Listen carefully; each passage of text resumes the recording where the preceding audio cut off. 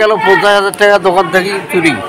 বড় ভাই এর আগে দোকান থেকে গেল 50,000 টাকা চুরি। এর আগে বড় ভাইয়ের 50,000 টাকা চুরি। তারপরে একবার গেল কাঠ এবং কিছু মালামাল ছিল দোকানে, টাকা পয়সা নিয়ে দোকানে একটা ছোট ছেলে ঢুকিয়ে চুরি করছে।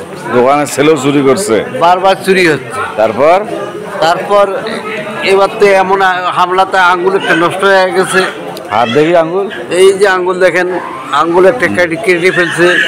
আবার এই ছিনতাইকারী আমার মাথায় ব্যান্ডেজ, এই দেখেন মাথায় প্লাস্টিক সার্জারি। ঘুরি দেখাই, মাথাটা প্লাস্টিক সার্জারি করবে। গোলাল মাথা ভাইয়ের প্লাস্টিক সার্জারি। হ্যাঁ, ভাইয়ের মাথায় 5টা বাড়ি দিছে, তবু ভাই শক্তিশালী লোক, ছিনতাইকারীকে ধরছে উনি। তবে সামনে যদি করতো তো সন্ত্রাসে কি আটক করতো। ভাইকে পেছন থেকে আঘাত করছে আর কি, মাথাটা এমন ঘুরছে তা বলা যায় না। ভাইকে আর কি আঘাতটা কোথা থেকে করছে? পিছন দিক থেকে। পেছন থেকে, সামন থেকে করতে পারে না, সামনে আসতে পারেনি। সামন থেকে করলে ধরে ফেলতাম। ধরে ফেলতেন না? এই সাহসটা আমার ছিল। তাই এখন আপনি কোথায় আছেন? এখন আমি রংপুর মেডিকেলে। রংপুর মেডিকেল কলেজ হাসপাতালে আছেন চিকিৎসাধীন অবস্থায়। একটু দর্শকদের কাছে দোয়া চান।